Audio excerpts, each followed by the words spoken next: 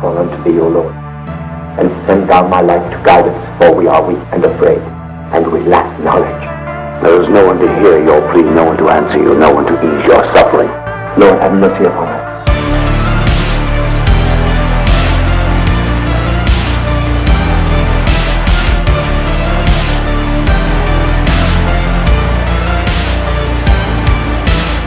Hey, welcome to the NY Patriot Show. Here we delve deep into the abyss, covering topics such as occultism, spirituality, secret societies, conspiracies, and the unknown.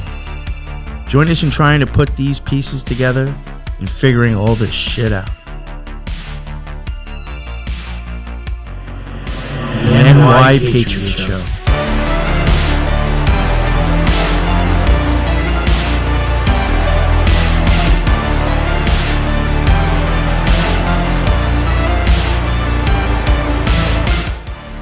Everyone, welcome back to the NY Patriot Show. Today I am accompanied by my co-host, Teresa. What's going on? Not much. How are you? Very good, thank you. And today we are going to be covering a topic ourselves. I have been keeping an eye out. I noticed it, I think, around the time that me and Lux did the series on the Skinwalker series. We were covering that, and obviously we got into Mormon shit. And I did come across, and I don't think I added it though, or it might have been right after the series. I had noticed that something was going on in Utah with the police and somebody else, and supposedly possible sex ring or some other weird shit, ritual sexual abuse. And so we're gonna cover that, and also cover other just weird Mormon sexual abuse scandals, crimes, all stuff that's been in the news practically and on the internet, not making it up, you know. So there's a plethora. There's a plethora of weird stuff. Like I said, I was interested in this case and started looking into it, and then just decided to start thinking. I started thinking of why don't I just Google Mormon sex crimes and see what happens? And I was like, there's so much. Wow, right? There's so much, but yet we never fucking hear about it. I mean, people actually going to jail. We've never heard about it. Right. So it's interesting how the shit will make a newspaper online, but very rarely actually be heard in the news, or it's like some bumfuck town that it happened in. That's really not that. It's not worldwide, that news clip. So. Yeah. But the thing was, and I'll pull it up on the screen now. The whole thing with the case was. What's known about the ritual sex ring under investigation in Utah County? What a surprise. It's in Utah, home of the Mormons. I was going to say Masons. I mean, some of them. Maybe those two. Yeah. I think that might be more like Texas, actually. Who knows? Texas and Colorado, I think. Right? What's known about the ritual sex ring under investigation in Utah County? The investigation became central to the Utah County attorney race after incumbent David Leavitt alleged the sheriff's probe was politically motivated to get him out of office.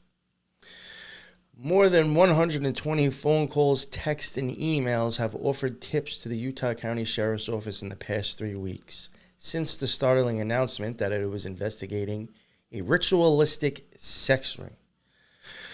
Sergeants who have experience in sexual assault cases have been pulled in to help review all the information the office has received, said Sergeant Spencer Cannon. The investigation may seem out of left field, or for those who remember the Satanic Panic era in Utah and nationally, out of the past. So what is the sheriff's office investigating? How is it connected to a bizarre twist in the election for the next Utah attorney? And why does one man, once diagnosed with being the victim of ritual sexual abuse, urge people to come forward if they have stories to share? This is what we know so far. What and whom are they investigating? The Utah County Sheriff's Office says its investigators are looking into a ritualistic sex abuse allegations that date back to the decades between 1990 and 2010 and span Utah, I'm not sure how to say this. I don't know if this is Job, Wob, and San Pete counties. Mm. The sheriff did not disclose any other details. However, Utah County Attorney David Leavitt publicly tied himself to the case shortly after the sheriff's announcement, telling reporters at a June 1st news conference that he was named in a report from that time period that he was connected to the sheriff's investigation. Buchanan said the report that Leavitt was referring to was not what startled the sheriff's investigation last year. We had a victim come forward and disclose abuse of this nature, Cannon said, and so that's what started our investigation. The case that David Leavitt spoke about is not the case we initially started investigating. It's not the case that we became aware of in April of last year. Detectives did find the case, which involved allegations against a therapist months after the investigation started. The sergeant said, but he wouldn't disclose whether it was part of their current probe. However, court records indicate that the same therapist who worked as a psychologist in Utah County in the 1990s is currently being investigated by law enforcement for sexual assault-related allegations. So I guess the person that he was kind of tied to in the last time is being brought up again now. Yeah. What's the connection between Leavitt and the report in the therapist case? The Provo police file in the therapist case was released to the Salt Lake Tribune and others through a public records request. It includes an unverified witness statement from a woman who describes in graphic detail a ritualistic sex abuse, murder, and cannibalism cult that she said that she witnessed when she was a child. Leavitt and his wife were both named in that undated 151-page report. The woman accuses Leavitt of sexual abuse and participating in ritualistic killing, which are allegations the county attorney denies. But Leavitt did have a personal connection to the therapist at the time, and he explained that as his news conference. The therapist was my elders' quorum president in the Church of Jesus Christ of Latter-day Saints. So right there, I mean, the guy's admitting he's a Mormon anyway. I mean, that's, you're not going to meet basically the lady in the LDS if you're not an LDS. And I'm assuming quorum president, he's probably talking about a temple, which you can only get into if you are in the ranks. You cannot just a regular Mormon. I don't know if people know this. A regular Mormon cannot just walk up into any of those temples. You actually have to have, I hate to say like a degree, like a secret society, but to an extent that's what it is. You have to have a certain role or a name attached to you or you're not getting in. Yeah, don't you have to even like have done certain things or achieve certain status before you can even enter the temple? Yeah, that's why I was getting like the quorum of 12 is probably like one of them, and then they do actually have I think something of the 72. They have a bunch of different little things that I think kind of is what gets you into being able to go to the temples. Right. The Utah County prosecutors dropped the charges against the therapist in 2014, which was 5 years prior to Leavitt being elected county attorney. The prosecutor handling the case told the judge that he wanted the case dismissed. Blah, blah, blah. And then how one man was diagnosed as a victim of sexual abuse. In the pile of old records released by Provo Police Department is a witness statement from one man who alleged he was sexually abused by his therapist in the early 1990s. Brett Bluth said in a recent interview that he had been desperate when he had started seeing the psychologist. He had just returned from a mission for the Church of Jesus Christ of Latter-day Saints, the Mormon, he said, and was struggling internally because he is gay. The predominant faith in Utah has historically opposed gay marriage and same-sex relationships. I would assume a lot of that is probably exactly what you're seeing if anybody's watched The Handmaid's Tale. If you are gay or a lesbian, you serve them no purpose because you cannot push out babies for them. Bluth recalled coming out to his bishop, who he said referred him to a therapist who had a track record of curing people of their homosexuality. So, and it's interesting. She was a female. I wonder how she was curing them of that. My desire was to have that completely severed from my life. And that was the goal. Bluth said, I wanted it gone. I was very uncomfortable, so I was very willing. I was very hopeful. This wasn't conversion therapy, Bluth said, and the therapist, he said, soon started hypnosis therapy. Bluth got a diagnosis, multiple personality disorder due to ritual sex abuse as a child. I was very comfortable with that, he recalled. I don't think the human brain can wrap their mind around what ritual abuse is. It's hard to hold. It's atrocious. So his diagnosis was very foreign. I went along with it because that is what he was telling me was happening to me. Oh, maybe it's a chick. I thought it was a chick. Maybe it's a dude. There are reasons the claim seemed possible to Bluth in the 1980s and early 1990s. Parents in Utah and across the county were worried about satanic panic and that their children could be brought into an abusive cult. A 1988 special report in Utah County's Daily Herald featured the headline, Satanism in Utah County. Our children may be victims of growing cult.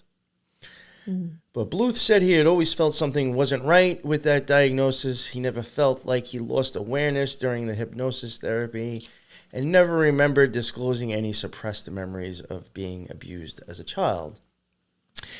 He would say this is what those ritual abusers programmed your brain to do. Bluth said of the therapist, a description also included his eventual report to police.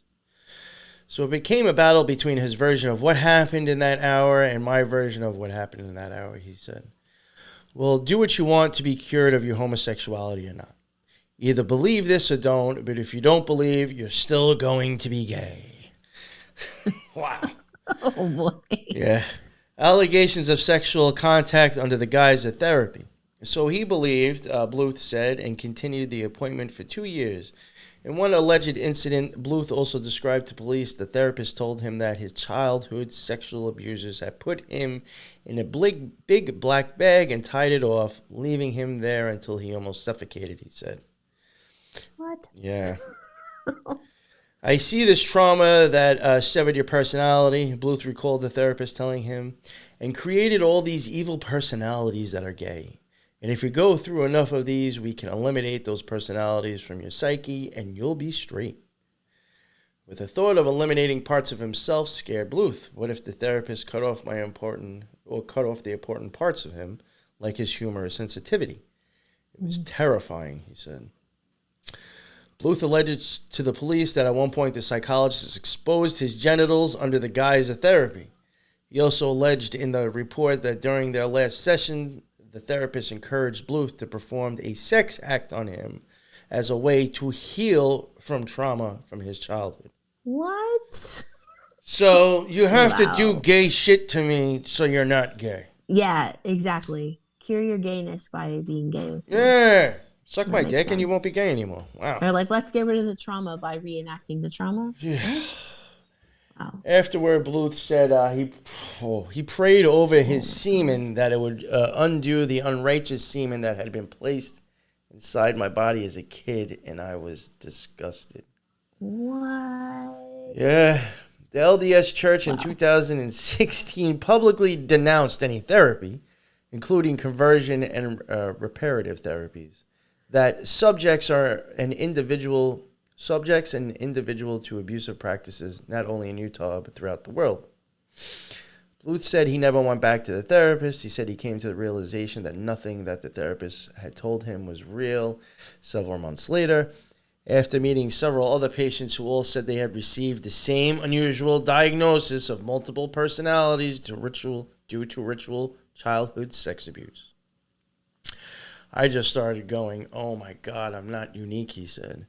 That was not what I thought it was. That was all planned, and it's been repeating. Bluth said he confronted the therapist about the sexual conduct that had happened during treatment. He said and told the man that if the therapist didn't report himself to state regulators, he would. Why does this affect the political race? Leavitt called reporters to a news conference on June 1st to decry the investigation by the Utah County Sheriff's Office, which had announced the day prior that it was investigating a ritual sex abuse ring. The county attorney said he found the timing of the announcement suspicious, since Smith, the sheriff, has been at odds with him for years and has endorsed his opponent. He believed reporters were tipped off to the therapist's dismissed case, chalking it up to a political ploy to get him out of office. He called for the sheriff to resign, which Smith said he will not do. He denied the investigation had anything to do with the election. So that was just like one news report, and I found that interesting that even came from Salt Lake City, to tell you the truth. Yo, all the weird shit comes out of Utah, I swear. Yeah. But I was, like I said, I was surprised considering that's like a Mormon country. I was surprised they even really fucking covered it.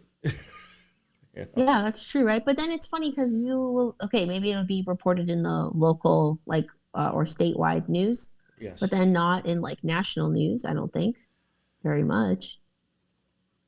Right? Like, I've never heard about that, but I'm from Canada. But like, we do get American news here, you know? Yes. It's like, I don't know. Yeah, I only heard of it. How did I come across it? It wasn't even like I heard it on the news or somewhere. I think I found it because I was going through all the shit, just looking for Mormon crap, and I was like, oh, what's this? This is fairly new. Yeah, it's wild. But maybe that's because, I mean, it seems the more you dig into, like, Mormon culture, the more they have, like, their hands and ownership on a lot of different things. So I wouldn't be surprised if, like, they have some influence in media outlets and, like, political stuff. So things don't get out like, too much. Yeah. You know? Now another, and then I have another one I'm just going to cover real quick. And, and then I'll get into Mr. Leavitt himself. The sheriff's office stated that portions of these allegations were confirmed and are being investigated by the Utah County Sheriff's Office. Oh, wait, have I not? Sorry. Let me share that screen first. There we go. Yeah, the sheriff's office stated that portions of these allegations were confirmed and are being investigated by the Utah County Sheriff's Office in cooperation with other local and federal agencies. The statement calls on the victims or individuals with knowledge of the events to contact the Utah County Sheriff's Office Special Victims Unit. In a statement to the Last American Vagabond, which is the news article I'm reading now, Sergeant Spencer Cannon, a public information officer with the Utah County Sheriff's Office, clarified what is meant by ritualistic sexual abuse. Sergeant Cannon said that this type of case typically involves a religious component or people from a religious group. However, Cannon stated it can also be systematic abuse that happens over an extended period of time. I would assume it's really kind of probably both of those because if it seems to be a lot of Mormon shit that is religious, and I'm assuming it's systematic abuse too, so it's probably both. Salt Lake City Fox affiliate Fox 13 News reported that multiple confidential sources confirmed the new investigation relates to a story that the Fox 13 investigates team has been working on for months. The I-team has learned some of the subjects of the investigations are high-profile Utahns. Utahns? I guess that's what you say. Is that what they call people from Utah? Yeah, it's a Utah with an N and an S. Utahns. That's funny. Fox 13 reports the sheriff's office would not confirm or deny the claim. Fox 13 also states that one of the subjects under investigation is a therapist who was previously charged with a series of sex crimes against young female family members. The Utah County Attorney's Office dropped charges without prejudice, and the man was not convicted. However, Fox 13 claims to have records which indicate the man previously confessed to sexual assaulting at least one of the girls on an undercover phone recording. The Utah County Attorney pushes back. Following the May 31st press release from the Utah County Sheriff's Office, David Leavitt, the Utah County Attorney, held his own press conference like we mentioned before. Leavitt is the younger brother of a former 3-time Utah governor, Michael Oakland Leavitt. So already this guy's got other family in fucking politics. The father of the two men is Dixie Leavitt, the founder of the Leavitt Group, one of the largest independent insurance brokers in the nation. Ooh. So, this guy's got connections. I've learned that my wife and I were part of those allegations alleging that we were guilty of cannibalizing young children and murdering young children, Leavitt stated during his press conference. He claimed the new investigation is related to charges filed against an unnamed man more than 10 years ago. The charges were dismissed because Leavitt claims the evidence was so outlandish and so unbelievable. Leavitt noted the man who was charged in connection to allegations of raping someone he knew from church. Leavitt said the case was dismissed without prejudice in 2014. Leavitt also shared with the local media a 151-page document labeled as a victim statement that describes the alleged crime.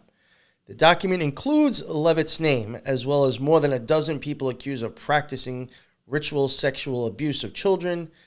Investigators with KSL-TV5 also obtained the copy through a public records request to Provo Police Department. Damn, I should have done that myself. So then I skipped to, here's the Provo man. Provo man arrested on multiple rape charges. December 22nd, 2012. Provo, a man was arrested earlier this week on several rape charges stemming from incidents in the 1990s.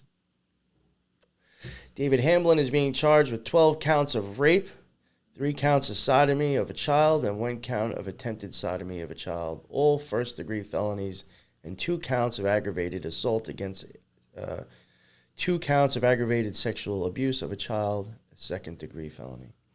The charges are based on events that reportedly happened between 1991 and 1998. In Utah, there is no statute of limitation for child sex crimes, meaning they can be prosecuted regardless of how much time has passed since the crime reportedly committed. I'm actually surprised, to tell you the truth, with the amount of Mormons running that state. They have not actually taken that law away, because it's probably going to screw them in the long run.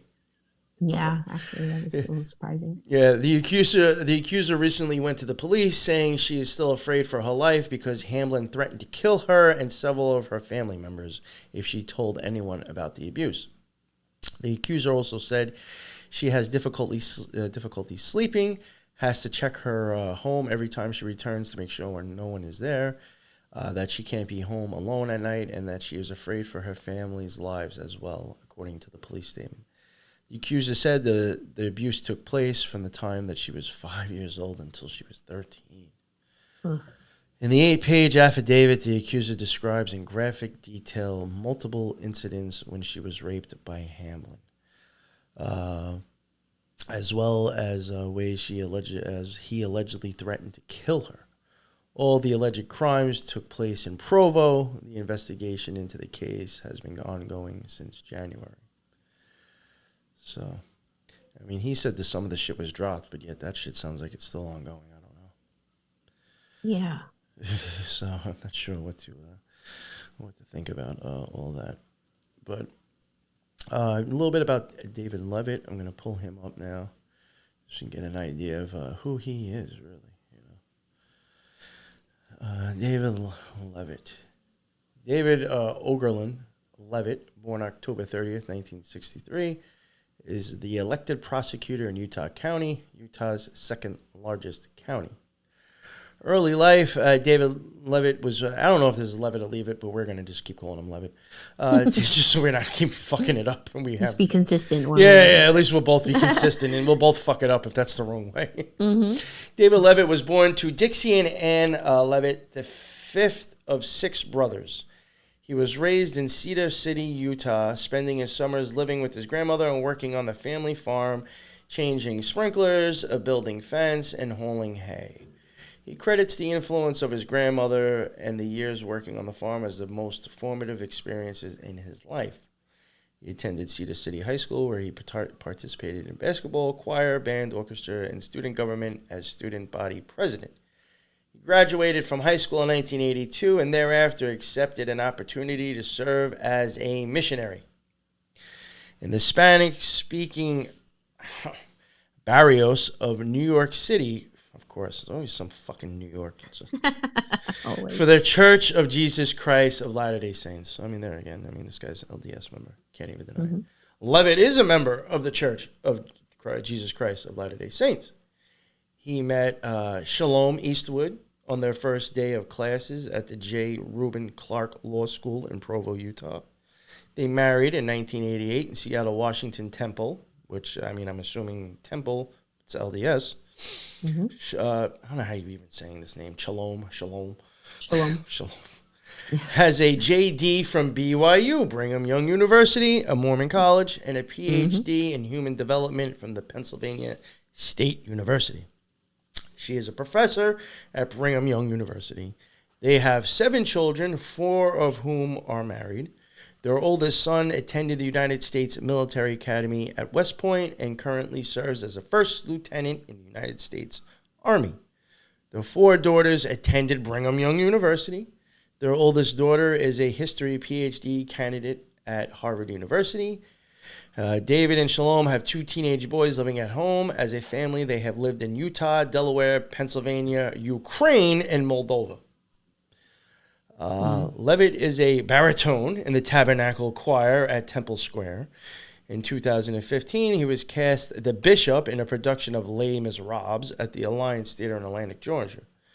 Formerly, he was a member of the Central Pennsylvania Barbershop Quartet. Harmony, He likes to sing. I guess so, yeah. What I thought was interesting...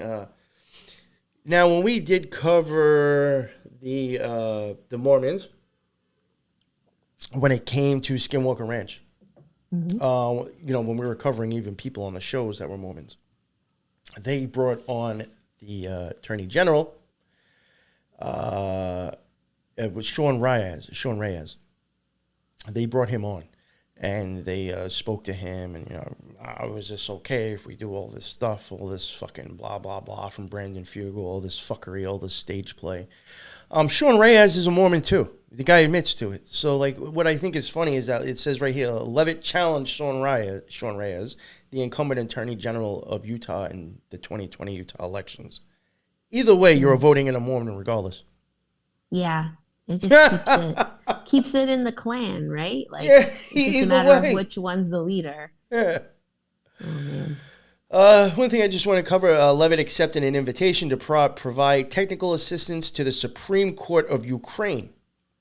In 2005, Leavitt co-founded the Leavitt Institute for International Development, an international legal reform charity which provides legal assistance to Eastern European governments and which teaches American law and advocacy in 38 law schools in Ukraine, Poland, Romania, and Moldova. In addition to advising the Supreme Court of Ukraine, Leavitt has also served as a legal advisor to former Ukrainian President Viktor Yushchenko and the Moldovan Ministry of Justice. I think, if I remember correctly, this is going to sound so horrible, I'm going to say this. I do actually have a few things that does go back to Ukraine. So we may hear more about this Ukraine shit. Yeah. And this, again, just showing you that the Salt Lake City Tribune, he did put out that whole thing saying that, you guys need to stop talking about this shit. It's not true. Yeah. But it's funny because then he's the one that held his own press conference to bring up a case that wasn't even related. So yes. It's like he kind of told on himself, don't you think? That's what I think, yes. Right? Yeah. It's so weird. And then I think I have this, might have something to do with what we just, the Mormon stories. Kim was later directly interviewed by Mormon General Authority Glenn Pace as a part of his investigation to satanic ritual abuse with Mormonism. And eventually Kim spoke out and as an advocate against repressed or recovered memory techniques in newspapers and on TV. This is Kim's story. Finally, for background, these repressed recovery memory techniques are the same used by the highly controversial Utah Mormon therapist Barbara Snow. So here's even another one. Who was at the center of the Utah satanic ritual abuse panic during the 1990s and 200s. Barbara. 2000s. Yeah. So like I think like I'm not. That was another thing. It's just like there is. Before I was reading, and that's why I said she, because I didn't even realize these are two different therapists now. There's actually. Yeah, you assumed it was Barbara Snow. Yes, exactly. Yes, and Yeah. and now I'm realizing like wait, as I was reading, I was like fuck, there's two different There's therapists another now, one. but both from the same times that they're looking into this sexual ritual abuse stuff. And they use the same techniques. Yep. Ugh. Barbara Snow was also a therapist to the spiritual guru Teal Swan. Bum, What a bum, surprise. Who also claims to be a victim of satanic ritual abuse, has over 7,000 YouTube followers, and who openly employs recovered memory techniques with her When was followers this and written? clients. Sorry to interrupt you. When was this written? Oh, you know what? If it even had the... I don't know. I think she has way more on YouTube now. I feel like it's got to be. Oh, I think it's over 1 million. Yeah, she's got over like 1 million subscribers on YouTube.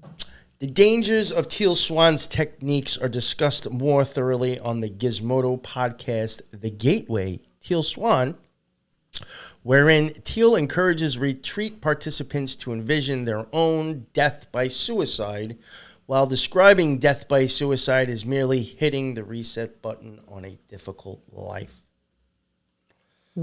Barbara Snow is a practicing therapist based out of Salt Lake City, Utah. She was a central figure in the satanic ritual abuse moral panic in Utah in the late 1980s and early 1990s. Lehigh child sexual abuse scare. Snow was the therapist at the center of the high-profile and controversial Allen Hadfield sex abuse case in 1987 in Lehigh, Utah. In the summer of 1985, a resident of Lehigh, Sheila Bowers, took her children to see Snow, who divulged that they had been sexually abused by their babysitter, the teen daughter of the local LDS church bishop. Other parents who had their children babysat by the same sitter took their children to see Snow for therapy. These children also began to disclose sexual abuse by others, with eventually around 40 adults were accused of being satanic ritual abusers of children. The Utah County Sheriff's Office and the Utah Attorney General's Office began an extensive 2.5-year investigation. The bishop's children were taken away by family services, but returned in several weeks after no evidence of harm was discovered. After the investigation, a Lehigh resident named Adam Hadfield was the only one to be charged with abuse. Before the trial of Hadfield, Snow resigned her position in the Intermountain Sexual Abuse Treatment Center amid controversy over her interviewing methods, and opened a private practice in Salt Lake City. At the trial in Utah County, Chief Deputy Attorney testified that he observed Snow coaching children through a two-way mirror. I was appalled, said the Deputy Attorney. Snow had so conditioned those children that I had serious concern about using them as witnesses in cases. Snow countered that as a therapist, not a law enforcement investigator, she needed to create an environment where hesitant children who might have been threatened to be silent could feel comfortable disclosing abuse.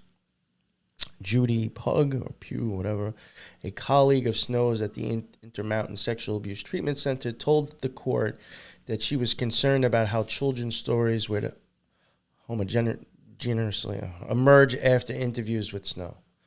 One 10-year-old girl testified that Snow asked her as many as 50 times in one session if Hadfield had touched her, and that she violently relented when she became afraid that Snow would yell at the otherwise. Wow. So this is very weird. It's like another one with, yeah. Well, you know who else is a sex therapist? Who? David Leavitt's wife, Shalom. Oh, yeah. I actually have stuff on her, yeah. Yeah, I just think it's super weird as well. What's with all the interest in sex and therapy? And she is apparently, well, I'm sure you'll get into it, but sexual mindfulness is her specialty. Which I actually thought was, I don't know, I still even found that weird for a Mormon. I don't know, like they seem a little bit conservative. Oh, like the women, I don't know. Yes. So now I was just going to bring up, I'm going to cover his brother real quick, Mike Leavitt. Mm-hmm. Mike Oberlin Leavitt is an American politician who served as the 14th governor of Utah from 1993 to 2003 in the Republican Party.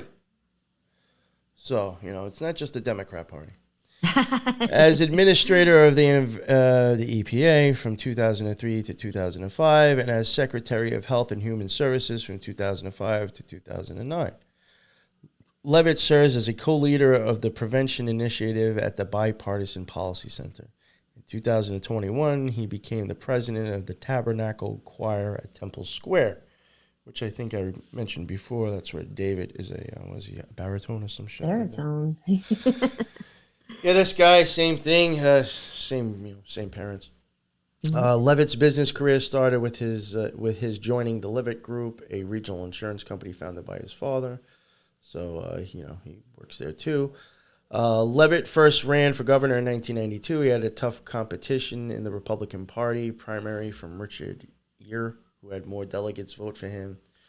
Blah, blah, blah. So, he was a governor. The Leavitt Group. The Leavitt Group is an organization of affiliated independent insurance agencies with over 115 locations across the United States, according to their corporate website. The Leavitt Group was founded in 1952 when Dixie Leavitt opened an insurance agency in the town of Cedar City, Utah. The Leavitt Group headquarters is still located in Cedar City. In 2009, the Leavitt Group was declared the nation's 15th largest brokerage firm. So it's not fucking small. And there's some people wanted to see this as parents. That's Mr. and Mrs. Leavitt. And I was like, I got to throw these people into Bizopedia. And we do come up with Corporation Service Company.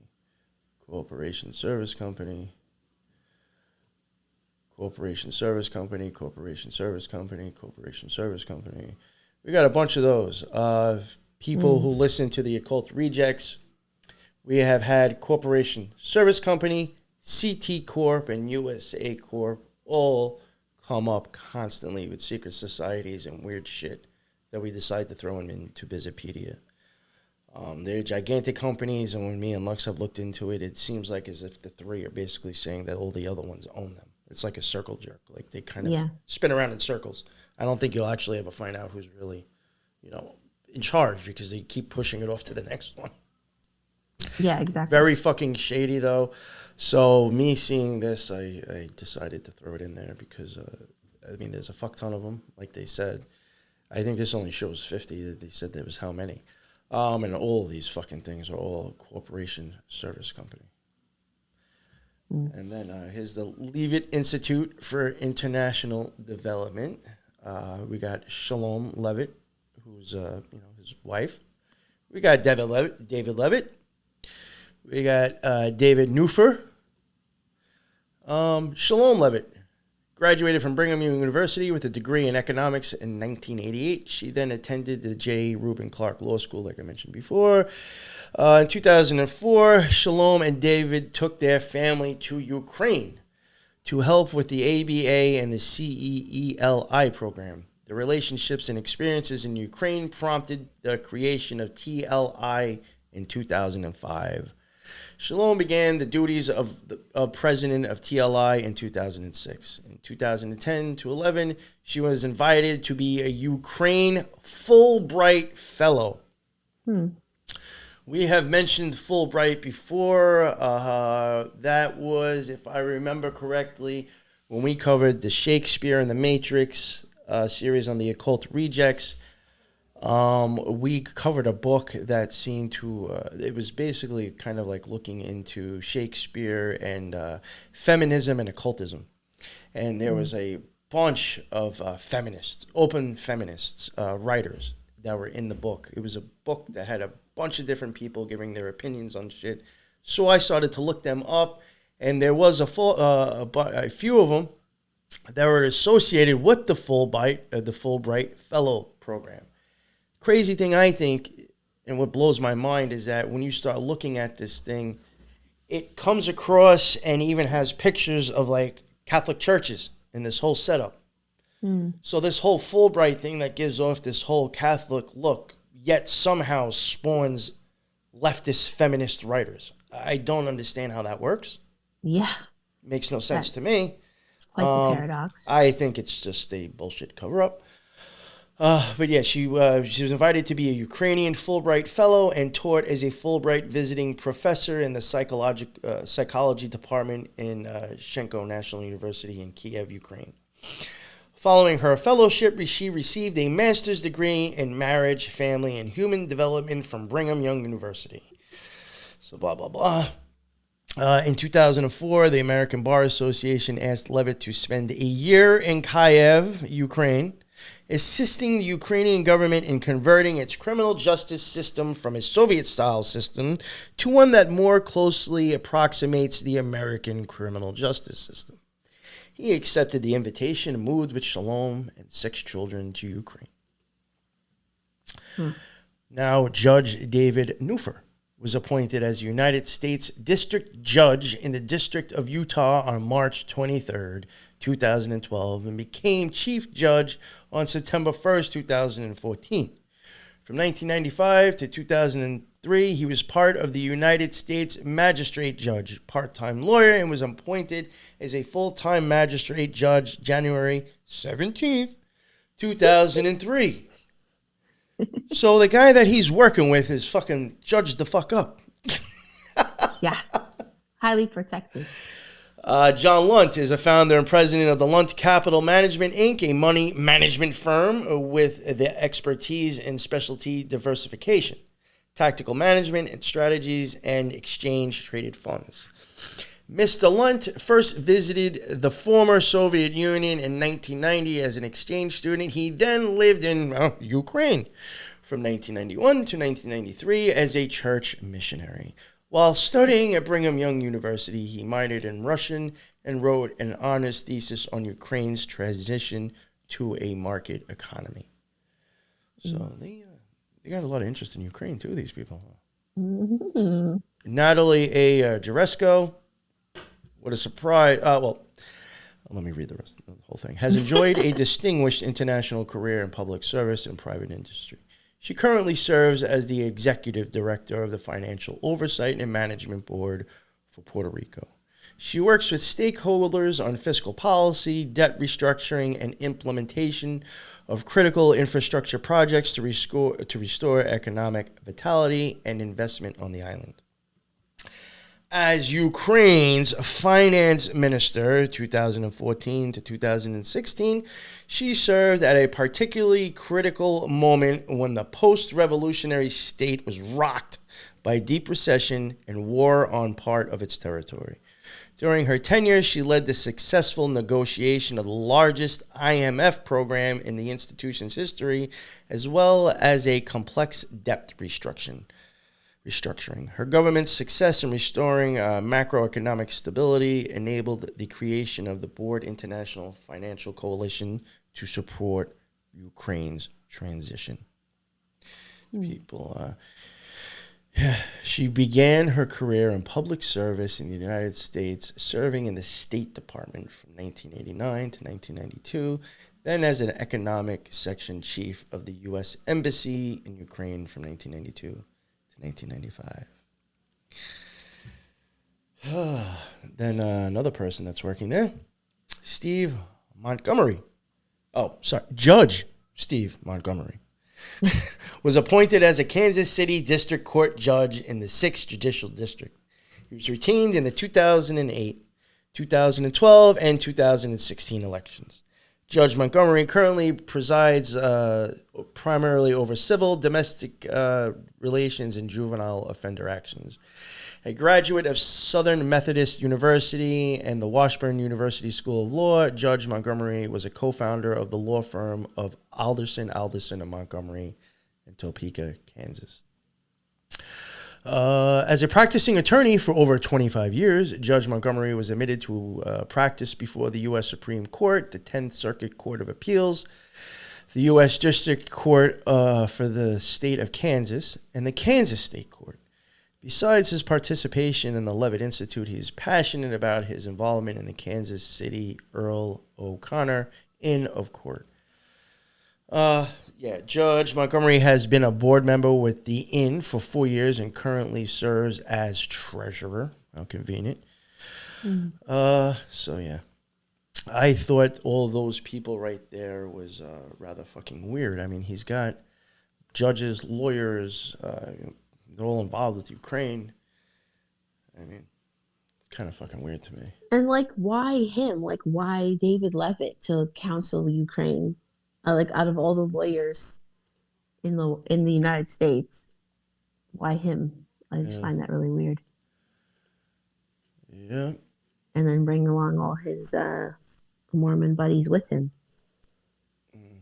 Well, now I think I'm going to get into his wife now. Let me share this real quick. Some of this might be repeating the same shit, but I did look up. When I looked up the Leavitt Institute, things came up. You're able to see Nathan Leavitt, David Leavitt, Neilville Cook. The Leavitt Institute for International Development. You can see there, it's him, and then you will see other names. David. And you have Eastwood Leavitt Shalom, which is actually totally fucked up. It's Shalom Eastwood Leavitt, but who knows why they spelt it that way on there. So yeah, here's Eastwood Leavitt Shalom.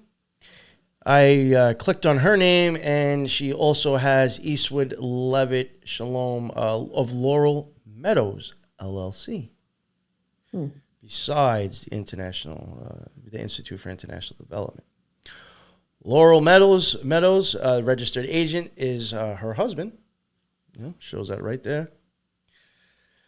Shalom Leavitt. This is her site. Sexual mindfulness, couples relationships, teaching kids about sex and women's sexuality. Hi, I'm Dr. Shalom Eastwood Leavitt. I grew up in Central Washington with 7 sisters and a brother. I attended Brigham Young University. We heard all this shit already. I said this about it plenty of times. Dr. Shalom Eastwood Leavitt grew up in Yakima, Washington with the 7 sisters and brother. She attended BYU. Yeah, all that stuff I've kind of repeated before. Additionally, Dr. Leavitt examines how women's experience and contribute to sex differently than men. And that's great for both men and women. Dr. Leavitt recent publications include cross-cultural work on sexual mindfulness, women's sexual response cycles, and they study examining the role of orgasm in sexual and relational satisfaction for men and women. Shalom and David Leavitt have been married for 31 years, and they have 8 children ranging from 29 to 4. I have to say, not for nothing, for 31 years, I don't know how old this lady is, but maybe all the orgasms, she looks kind of young for whatever age she is. I wonder what age they were when they got married. How can you have kids from age 29 to 4? Like, how is that even like... Yeah, she'd have to have started so young, no? Yeah, for real. Like, she really doesn't look the age. Like, just mathematically. Yeah. Like, holy shit. Or some of those maybe were twins or something. I don't know, but obviously having lots of sex, right? Yeah. Marriage, Family, and Human Development. This is under BYU because she was there. Shalom Eastwood Leavitt. Full bio, research interest, healthy sexual relationships, midlife development, and mindfulness. Cross-cultural similarities and differences in relational and sexual quality. Now here is the Laurel Meadows that she came up under. Again, her husband's name is there. And according to this, the company information, continuing care, retirement communities, and assisted living facilities for the elderly. So it's a senior's home? That's what it looks like. You type in the address. At first, when you type in the address, you just get a fucking address. Nothing comes up. I did find it. It's not too far from LDS Seminary and Apple Academy Preschool and the WAB International, the WAB Junior High School. That's where it's located now. If you type in Laurel Groves, then that will show up with that address. No. I don't know what the difference was, but for some reason, Laurel Groves does show up. And Laurel Groves is Assisted Living Center in Nephi, Utah. Laurel Groves Assisted Living Center. Well, and that's the thing, too. That's another thing. Sometimes when you even do find these companies, now that's at Laurel Meadows, but now this is Laurel Groves. I had an LLC in the past that I actually didn't get to use because I ended up going to federal prison instead. But I did open up an LLC to try to wash the money, like I mentioned before. You can have an LLC and be doing business as and make up a completely different business name. Mm-hmm. So it could be like an LLC, Laurel Meadows doing business as Go Fuck Yourself. You know what I'm saying? Like it doesn't. So like the Laurel Groves is still, even though it's a different name, it's still attached to the same fucking address and it's the same fucking thing. And it's just a living center. The community size is large, anywhere from 26 to 100 people. What I thought was interesting, and even the town. I mean, again, we are in fucking Utah, but this is in Nephi. Nephi is the son of Lehi, which is here's another place that we mentioned. Nephi is one of the central figures described in the Book of Mormon. In Mormonism, he is described as the son of Lehi, a prophet, founder of the Nephite people, and the author of the first two books of the Book of Mormon, the first and second Nephi. Yeah, and I think this is another, let me see if any of this stuff, yeah. Oh, then John Lunt. John Lunt was a name that came up earlier, too, under the Leavitt group when I was looking up the people's names. Yes. All right, so now, and Edward G. Marks. Edward G. Marks, area of practice, estate planning, trust and probate, admitted to practice, Ohio, 1967, U.S. 6th Circuit Court of Appeals, U.S. District Court, Supreme Court. Professional membership, Cincinnati Bar Association, Ohio State Bar Association, just another fucking attorney this guy's involved with. That's under his company. The Utah School and International Trust Funds Office is an independent team of investigators working to create a brighter future in the Utah education programs. That is under John Lunt, who is another person that is on the Leavitt thing. John Lunt, Board of Trustees. He has served. John serves on the investment committee for the $8 billion Utah educational savings plan. So, like, I'm like noticing, like, the people that he's associated with, it seems to be like lawyers, judges, and people that have a fuck ton of money to play around with. Yes. John Lunt, if you check him. There's the Lunt Capital Management Office. You do have, it does come up there. I don't know. I mean, look, there are a lot of Utah. All these are Utah. I mean, there is a good chance that these are all the same John Lunt. If it was John Lunt and it was a whole bunch of different states, I would say, all right, odds are it's not the same dude. It's just the same name. But there is a bunch of companies all here from Holiday, Utah, or Salt Lake City, Utah, all under John Lunt's name. I wonder if they're either the same guy or like sons or grandfather, like that's another thing too. Same family, like they name each other after descendants or whatever. Yes, I had noticed when we covered them ourselves for the Skinwalker series. And here, this is another page. I mean, this guy's, if this is the same dude, he has a fuck ton of fucking companies under his name. Right, yeah. That's wild. When we had covered them the last time, I did notice that that they do tend to play games with names. They do tend to, like, they will reverse names. Sometimes they'll take the middle name. They, like you said, John Lunt, let's say it was John David Lunt. Well, then the next kid they have might be David John Lunt. Right. You know what I'm saying? They'll reverse shit like that, or then they'll start using their family, an uncle. They really do keep revolving the same fucking names around. Mm-hmm. So, yeah, that's interesting. Yeah, and then I do have. I just want to pull this up quick, and then I'm done with this, and we'll get to you. Sorry, I've been taking up so much time. No, it's fine. Just yeah, There's a lot of stuff here. And you said John Lundy was in charge of like investing Yeah, for teacher's pension or something? yeah, and it was like he was in charge of like a school budget of $8 billion fucking dollars. Yeah, that's crazy. But the investments, I think that was the word that he said, investments. So like maybe he does own all those companies and then like reinvest back into like his own companies or something. Like who the fuck knows? Maybe. Yeah. That's crazy. Nathan Leavitt, who's a relative, also has the Leavitt Institute for Marriage and Family. Oh, another more family stuff and sex stuff. Yeah. This I had to toss into the Wayback Machine. He did offer child and teen counseling, family counseling, couples counseling, online therapy, individual counseling, child and teen counseling, and group therapy. Our therapists are Darren Admonson, PhD, and Christy Garza. That's their therapist. The executive team, Gary L. Leavitt, Darren Anderson, PhD, and Nathan Leavitt. Board of Directors, Gary L. Leavitt, Nathan Leavitt, James Harper, PhD, Darren Adamson, PhD.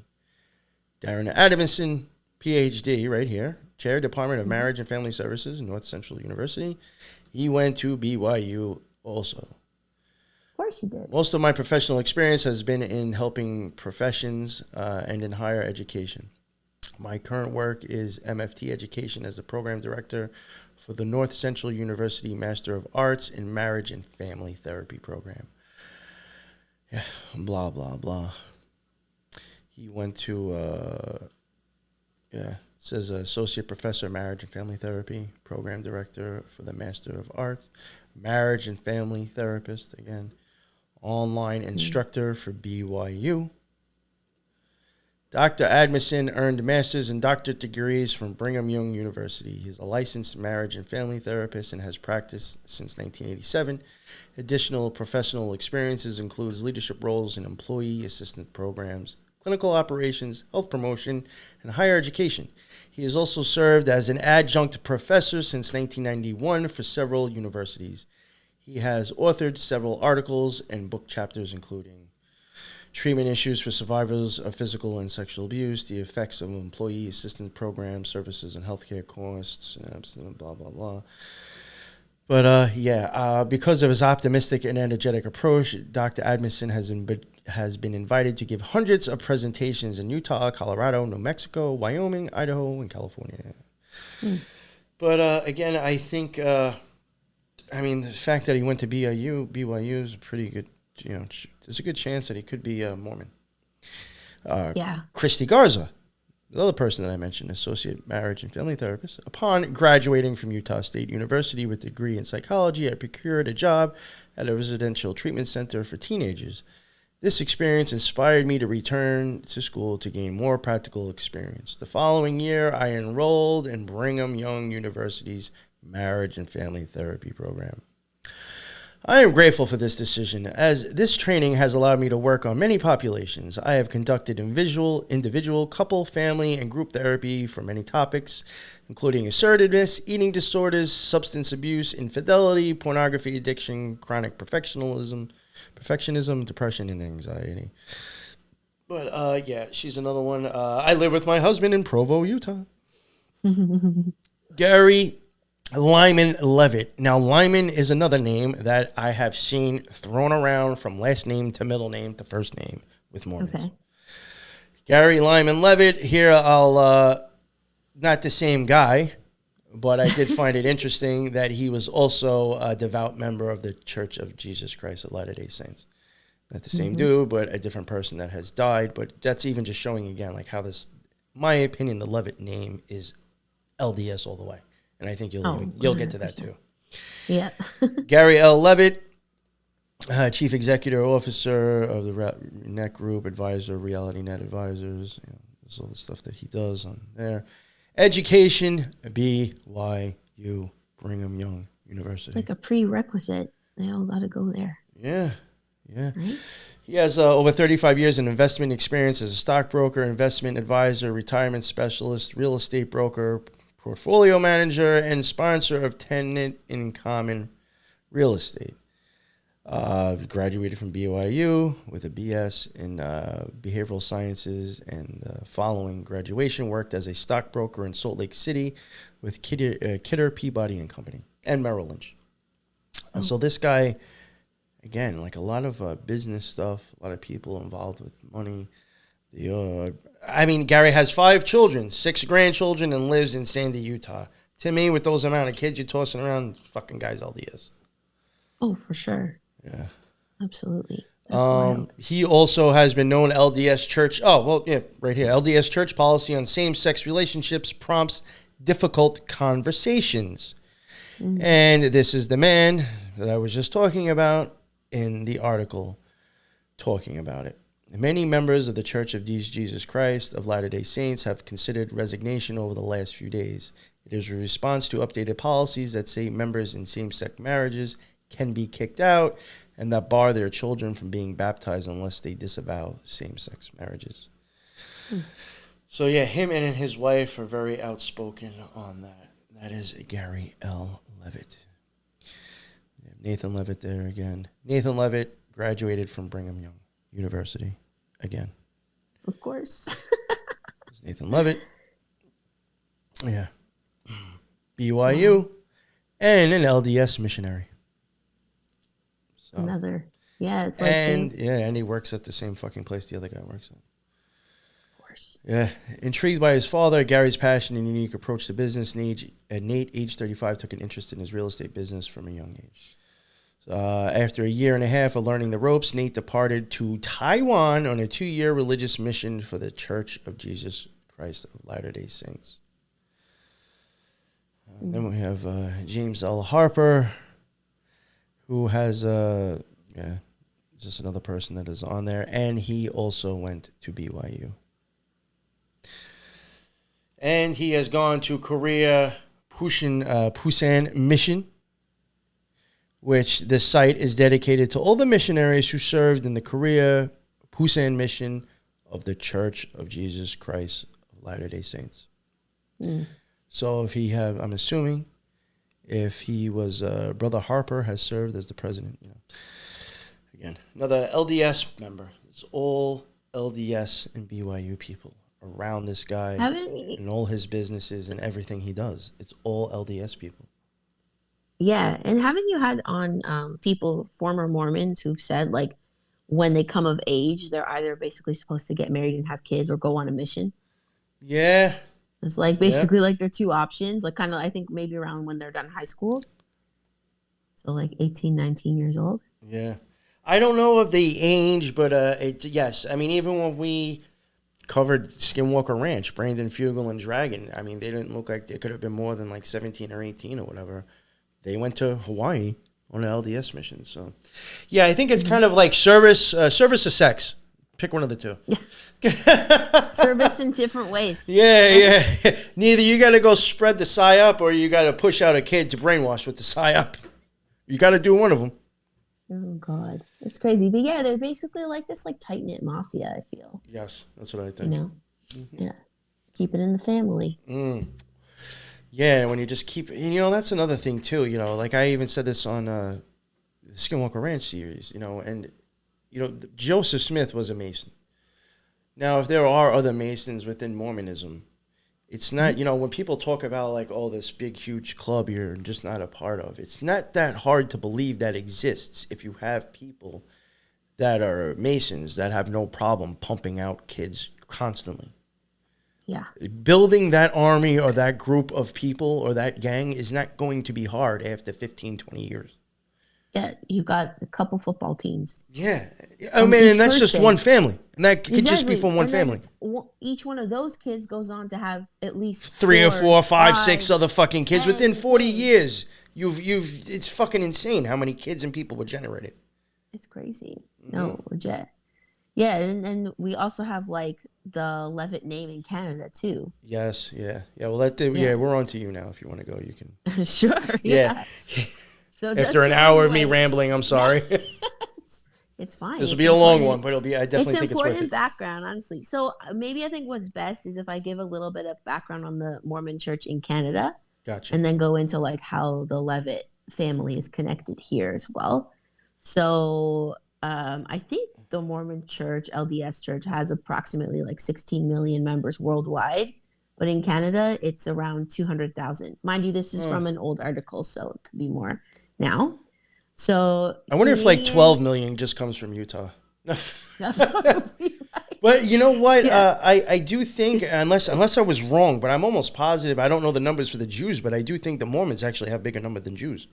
Oh, wow. I Yeah, don't like know. people sleep on these people. They got fucking numbers, man. Right? Okay, so in Canada, it's the fourth largest LDS church in North America and the 12th largest worldwide. We also have the highest concentration of Mormons in Canada is in southern Alberta. Almost 50% of all the Mormons in this country are in southern Alberta. Oh, that must be like a hub. Exactly. It is a hub. Now, explain why Mormon later. sex hub. Right? You know, it's Okay. it's like that scene from Fear and Loathing in Las Vegas when all the reptiles are screwing in the bar. I So don't remember. that's what Alberta must be like. They're just constantly screwing Maybe. and popping out fucking more Honestly. Mormons. Well, so one of the reasons why this is the case is because basically the Mormon church and LDS church in America in the late 1800s, like 1880s, or no, even earlier. No, I think around then. But basically, in the 1800s, they started to kind of like try to spread the church. So we had Joseph Smith come north to Upper Canada, which is like Quebec, St. Lawrence River area. So probably passed through New York, I'm sure. That's close by. So Joseph Smith's preaching up here.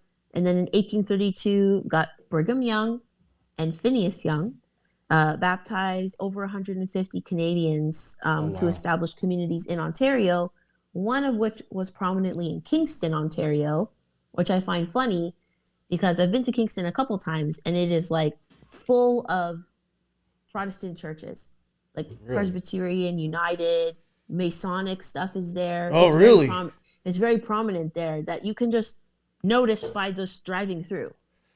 Like I've never even researched it fully, but like it makes sense that that Masonic influence from Joseph Smith would exist like up in that region. So yeah, we have the communities like established in Upper Canada, which is Ontario, along the St. Lawrence River Seaway. And then in around 1887, the U.S. government decided to crack down on polygamy, which is a huge part of the initial teachings of Mormonism. So we had a lot of Mormon people fleeing persecution. So they fled north to Canada, as far north as Northwest Territories. That is really fucking far from Utah. Okay. And then also south to Mexico. So we have like those two split. You know what I So find one interesting prominent, about this though, when it comes down to their beliefs in the past with the 12 tribes of Israel, yes, they do think that or theorize that they could have went to Canada and Mexico.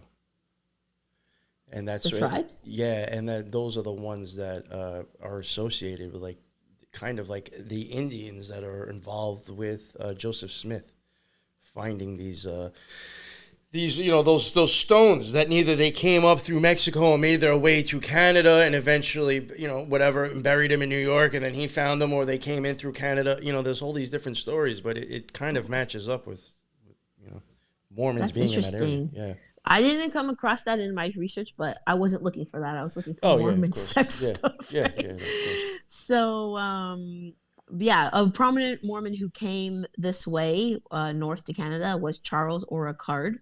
So he established a community of LDS members that ended up becoming Cardston, Alberta. It was named in his honor, obviously. So the emigration continued from like Utah to Alberta because basically Alberta is straight north of Utah. That's why. And a lot of these settlements are like super close to the Montana border. So they came to Canada across the border, but didn't go very far after that, unless they went all the way to like Northwest Territories and stuff. But by 1910, there was about 10,000 LDS members in southern Alberta. So a lot, a Yeah. lot in a short time.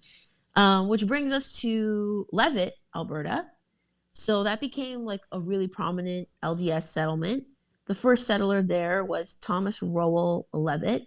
was an LDS member from Utah, and fled during the U.S. polygamy crackdown. He himself was actually born in Quebec, in Canada, but his parents left to go to Utah because they were early converts to Mormonism when Joseph Smith was preaching. So they left, and then they fled because of polygamy crackdown. So actually, this Leavitt family in Utah could have actually originated from Canada, I'm assuming. Actually, yeah, I guess so. That's right? what I'm thinking. Actually, yeah, really they're could. actually Canadian, possibly, right? Hey? So he himself, Thomas Leavitt, had 26 children by 3 wives. So many fucking kids. So what he did was, during the crackdown, he left his first wife in Utah, traveled north to Canada with his third wife and a mix of his children. So children from all the different wives. And they had deals with the government. So the LDS Church would dig irrigation canals in exchange for more land grants.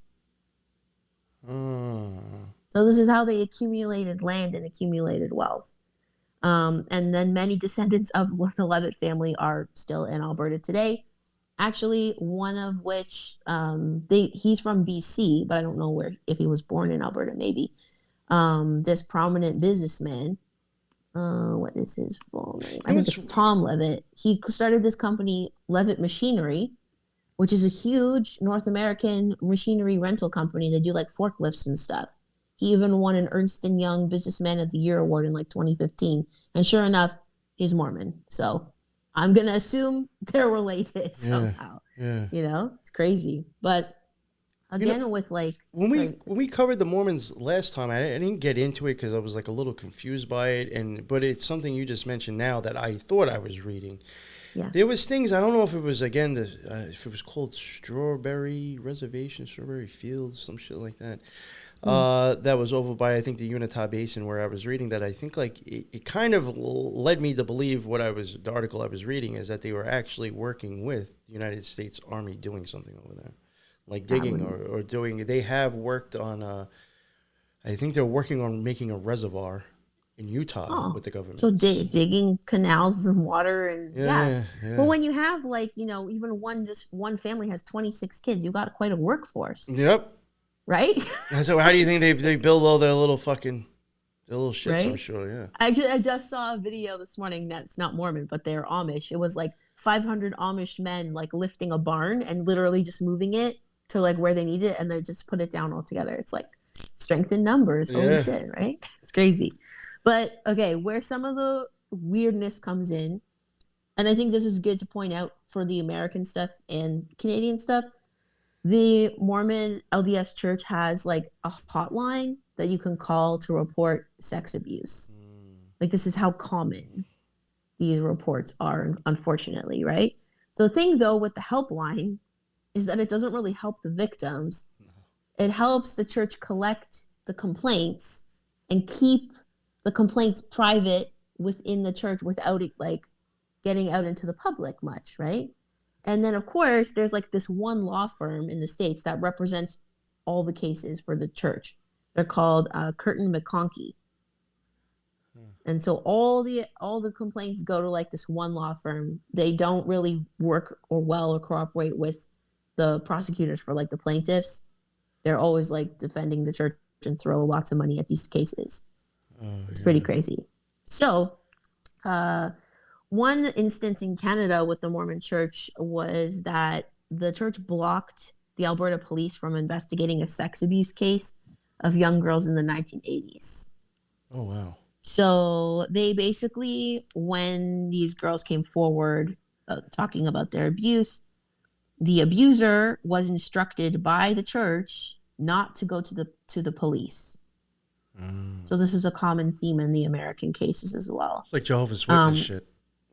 Yes. This abuse instance occurred between 1986 to 1993, and the victims were between 8 and 13 years old. Right. It was assault and abuse, and the person eventually convicted was a 51-year-old man. He was 51 in 2019. His name is Marvin Ross Harker, who actually went on to become a bishop in the Mormon Church after the abuse was over. So he... Man, what do you get, a promotion? Yeah, he got a promotion. And in testimony, he said that he felt he was worthy to be a bishop because he had already paid the price for his sins and was told to move on Oh by shit. by his church superiors. The only reason he got caught was because in 2016, one of his victims came forward as an adult because she heard of his promotion within the church, and she was afraid that other children would be abused and hurt. Damn. So that's pretty wild.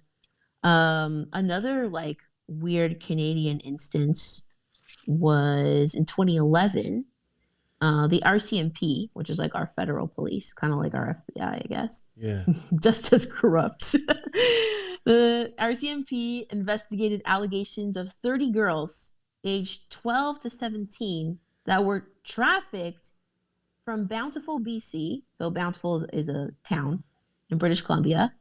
They were trafficked from Bountiful to Texas as child brides for Warren Jeffs. I was gonna say that's where Warren Jeffs was taking kids to legally marry them, I think. Yes.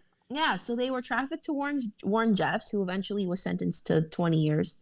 They were called his celestial brides. And he was found guilty of sexual assault and aggravated assault on his child wives who were 12 and 14 years old. Yeah, I know he had some young ones. And I think he was even marrying them off to other people too, like illegal marrying. Like Sounds underage like. girls. Yeah. Like I thought child order brides or something. I thought was great about that, when I watched that show on Netflix, when they show Warren Jeffs, whatever his fucking name is, Warren Jeffs. When they showed him, talking about him going to Texas to do all this stuff, they show that, big sign, "Welcome to El Dorado." Yeah. Those big signs, and then right on the side, "Home of the Ancient and Freemasons." Yeah, there's literally a sign on the sign, "Welcome to El Dorado," promoting the Freemasons. Yo, and when I'm like, are you trying to tell us something without telling us something? Right. And then when I hear that term celestial brides, it just makes me think that so much of like the Mormon beliefs is actually the basis of like the Galactic Federation nonsense. I'm just gonna call it. When you get into nonsense, celestial, yeah, you would think like that's already putting it. Why would you be using that term unless you're into that type of right? idea? And then they tell the kids this, that they're celestial children and they're children of God's prophets, and it makes them feel very special, which is, I feel like, part of the whole Galactic Federation starseed thing, is that it makes insecure people feel special. Because you're told, like, oh, well, actually, you're an Arcturian from this planet, and you're a Pleiadian. That's gonna help assist the world. You feel a part of a special group. I get that. Yeah, it gets feelings going. I get it because, honestly, I almost thought that I was a starseed at one point. I'm like, maybe I'm that, right? But I think it plays on like insecurities, and it's it's a mental fuck. Yeah, it's for weak. Well, and not to knock the people. They could just have been weak-minded at the time. You know what I'm saying? Yeah. Yeah. So obviously we had the Mormons and LDS Church going north to Canada, and then we have them also going south to Mexico. Oh, yeah. So the Mexico stuff is wild. So there's a lot of settlements, mostly in northern Mexico. So it seems they cross the border, they feel they're safe, and they settle. So they don't go very far. So this is like in the Sierra Madre Mountains, again, starting to settle these communities in around 1885 to escape the polygamy crackdown. The communities became very prosperous, but actually were evacuated in 1912 because of the Mexican Revolution, and then resettled again later. Now, when they were resettled, there was something in the Mormon Church called the Second Manifesto. So they themselves ended up deciding to banish polygamy eventually. Oh, wow. So at first it was a teaching that was like a divine right that men had to marry multiple wives. Now they've said no more, polygamy is done, even within their own church. So then you have a further splintering of the Mormon LDS Church with people who believe in polygamy and people who don't. Oh, there's a fuck ton of different variations of the LDS Church. Yeah, you're right. Right. So then because of the Second Manifesto, a lot of people were excommunicated and then had these offshoot groups, which is known as fundamentalist Mormons. Yeah, the FLDS. So those are like the more extreme polygamy groups. One of which is this group, which is the LeBaron family. So the LeBarons are like very prominent in North Mexico. They have like huge lands. They actually very much remind me of like Yellowstone, like the Dutton family. like they all work the ranch. They all take care of like each other. They're armed to the teeth, and actually guns. I did not know. It's very hard to legally own a gun in Mexico. Oh, I didn't know that. I did not know that. Yeah. So when I was researching, I came across this like great piece by Vice actually. Oh yeah, from, like, yeah. I over watched the same thing 10 years ago. Yeah. Yeah. And they were explaining how the LeBarons basically had to start their own gun club. That's like a way you can get around like legal gun ownership in Mexico. Shooting ranges. You start your own shooting range gun club thing, and then you can legally have firearms, which I thought was like really weird. But I guess all the armed people in Mexico are illegal firearms, and they're mostly the cartels. Which is what's going to happen here in Canada, because if our crazy Prime Minister Trudeau like gets to keep his way, he wants to ban like almost all legal firearm ownership, and then only criminals will have guns. That's fucking insane, right? Unless you just illegally own one, right? Yeah. So it's pretty crazy. The LeBaron family has deep roots in North Mexico, and there was a case in November 2019 where 3 women and 6 children were murdered by a Mexican drug cartel in La Mora. So it seems weird that like we're talking about a case in 2019 and then it's linked to like so much history. So apparently the Mormons and the cartels have been at war. Yeah. Because the Mormon communities really prospered and are very wealthy. The cartels constantly try to kidnap them and hold them for ransom. So they'll take like one of their kids and then hold them for like $1 million ransom. And apparently this goes on like all the time. But the Mormons themselves, they're these fundamentalist Mormons, have a history of blood atonement, which is like a super weird that's some teaching. Serious weird shit. Yeah. So blood atonement means that to pay for your sins, which could be wanting to leave your family or something with sex or whatever it is, the only way to pay for your sins is to have your blood spilled on the ground.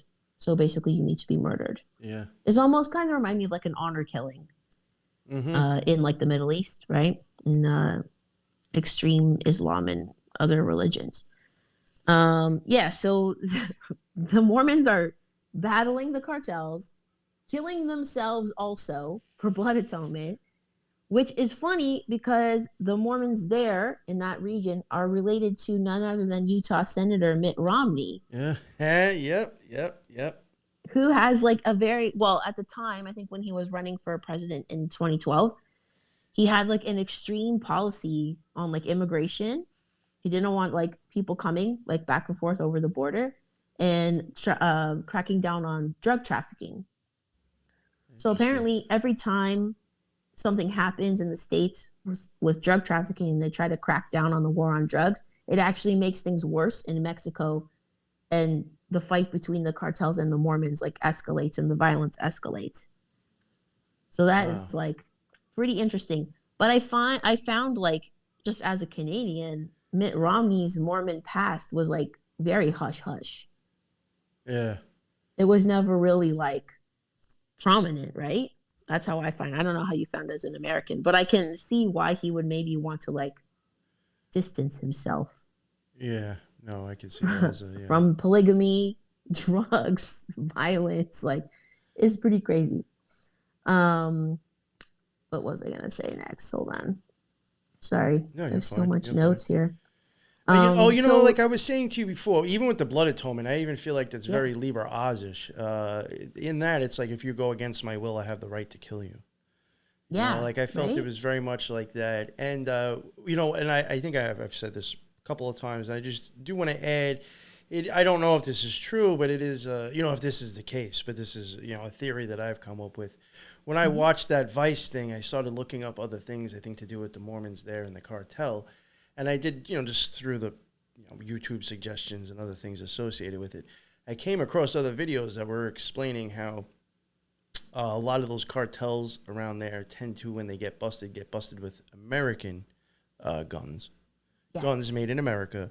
Yep. And the areas that the cartels are in are also known for having missing children.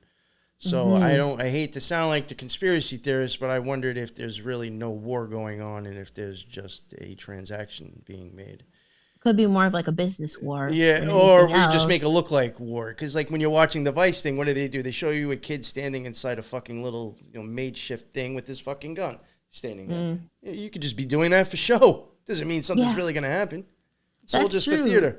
Or I think sometimes it could be like rival cartels or rival polygamy clans. Yeah. Like who's going to interrupt whose trade route so they can have more, rights to traffic guns, kids, whatever. Yeah, that's true. Right? Yeah. So there actually was this thing called the Fast and Furious scandal. I don't know if you remember that. I had heard of it. Which is basically like, essentially I think what it is American guns were sent we're going to track Mexico these. Yeah, we're going to track to try to track them to find the cartels. But then the only time, all the tracking got lost, and they resurfaced some of the weapons when they actually killed like Border Patrol officers, American officers. And I was like, wow. Whoopsies, we gave them these firearms on purpose. Damn. So it was like a big deal. Pretty fucked up. But this LeBaron clan in particular, obviously, because you're having so many kids and whatnot, it's like the Levitts, where they have people in positions of power, business. So they even have Alex LeBaron, who's a congressman. So he has, on behalf of his family, they are armed to the teeth with firearms, even though it's technically illegal. And they just say, there's so many of them armed. Like, what are you going to do? You want to come take the guns? Come try to take them. So because they feel they need them to protect themselves against the cartels. But just to give people like an idea of the violence that goes on there, in this like northern regions, like Chihuahua region and like Juarez, I think is one of the cities. Around there, like 1,300 people were killed in 1 month alone. Shit. By cartels and 49 kidnappings per day. Wow. Per day. That's a lot. That's a lot, right?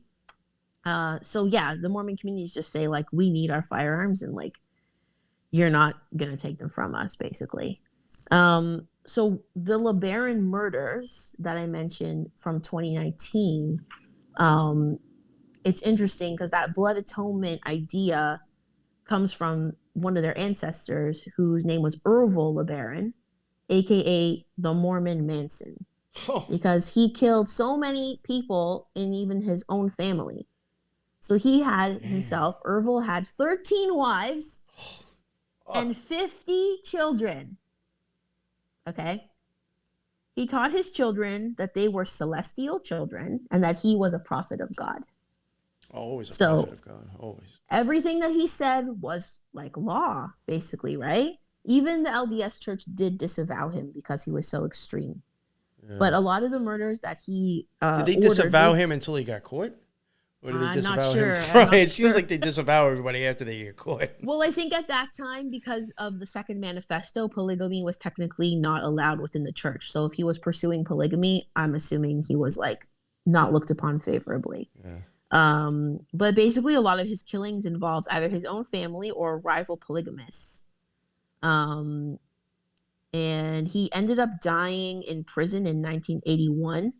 But the killings continued even into the 1990s on his behalf because he had a hit list of over 50 people that some of them ended up being murdered after he died. Like his family continued it on his behalf. Oh, wow.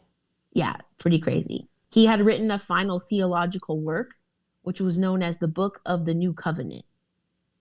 And in that book, that's where he had like ordered these deaths. Jeez.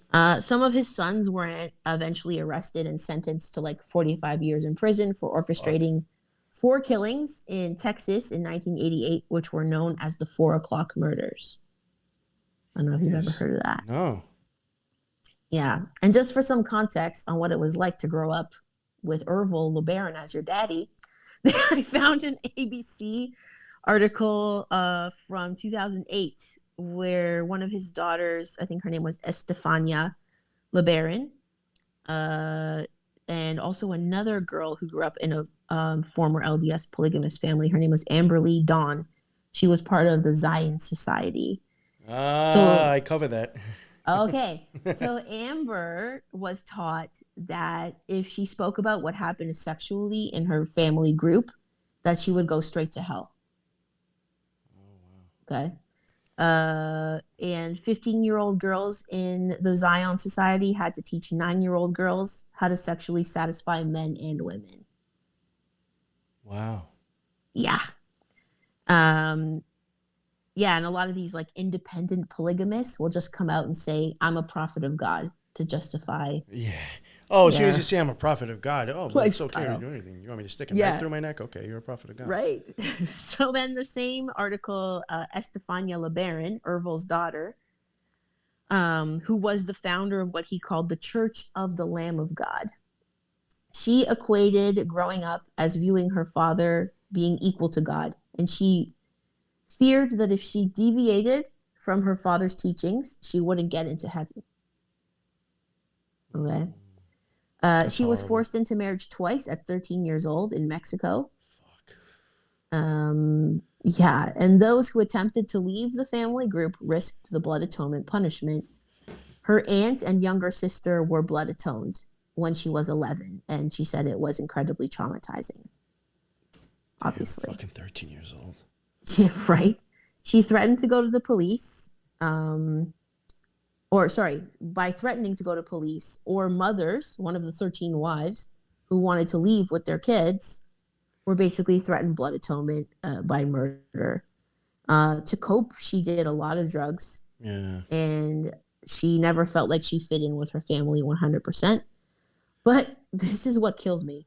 She said it helped her knowing that some people had it worse, like those who associated with Hitler.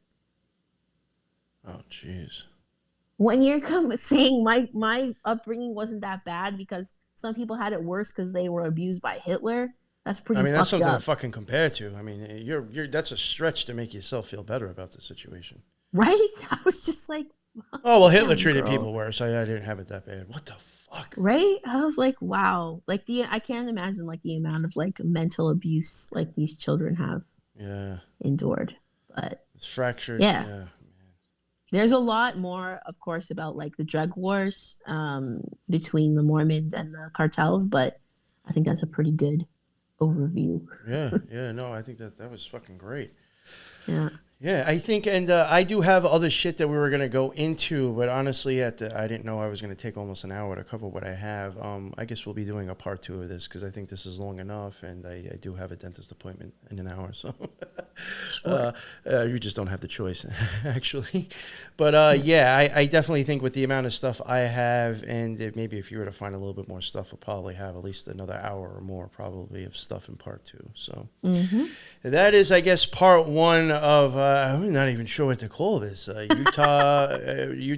Mormon sex crimes. Mormon mischief? Yeah, right. It's part 1 of Utah and Mormon sex crimes. Series. Definitely interesting. Like I said, this all spurred from that David Leavitt thing. I looked into that and then just started thinking, like, what if I just start Googling Mormons or LDS and sex crimes? And I got plenty of other ones. I got the Zion that you mentioned before. I got stuff with the Boy Scouts. I got stuff with that. I was going to say, don't forget the Boy Scouts. Yeah, I got stuff that you even mentioned earlier about the hotline. I have stuff on that too. I got, I even got some video stuff to show. So part 2 will also be packed with plenty of stuff. Hope everybody who listened got something out of this. I hope you enjoyed it. Something new that me and Teresa are going to start doing instead of, we'll still have guests on my show, but basically, listen, she's my co-host. You know what I'm saying? She's practically on every fucking show I do now anyway. This is a Occult Rejects Light, I guess. I don't know if you want to call it like that. Maybe not necessarily occult. Well, yeah, but we are going to start covering things ourselves and cutting down on the guests a little bit. It's just that, I was saying last night with Shane, you start having all these guests on. Everybody's heard the same fucking shit. Eventually going to run out of guests, or you're just going to get tired of hearing, the same dude you just heard on 10 other shows. I'm going to start doing what I do in the Occult Rejects. I'm going to cover shit on my own, and I got an amazing co-host that can do it with me. So fuck it, why not? So yeah, this is just the beginning of us doing series. So yeah, this was part 1 of the Utah crazy sex crimes, and looking forward to the second one. Check the bottom for the links. We got the Spiritual Gangsters in there. That's the other show that I co-host with Teresa. I mean, basically her show, but I co-hosted with her, and It's truly our show. No, I know, but like I just feel like you run it, and I truly look forward to actually doing it. It's good. a nice it's just break. conversation, which is nice. It's a nice break. Mostly, yeah. But it's also, I think, an amazing show to listen to, because you will get, I'm not trying to sound like a dick when I say this. I think you will get kind of an idea of who these people are that you're listening to as well. And we don't always just have podcast hosts, although lately it has been a lot of podcast hosts because they're interesting people to talk to usually. But, I or like will it be because, people who doesn't have a podcast, the regular person with just an Instagram fucking account. It's just interesting people who've been through some things and have a good perspective, and I just think it's good life chats. For sure. Let's put it that way. Totally agree. So definitely go check that out if you haven't seen that yet. The link's in the bottom, plus the link to everything else that I have: the Occult Rejects, the NY Patriot show. Definitely check out the Element server. The link in there. It's like Discord, but a lot safer. And the tour and more. By the time this comes out, the strike will be over if the channel's still up. Hopefully. Knock on wood. Check out the tour and more YouTube channel that has my show, Lux's show, and the Occult Rejects all on it on one. So yeah, that is the end of another NY Patriot show. Until the next one, everybody be well. Later.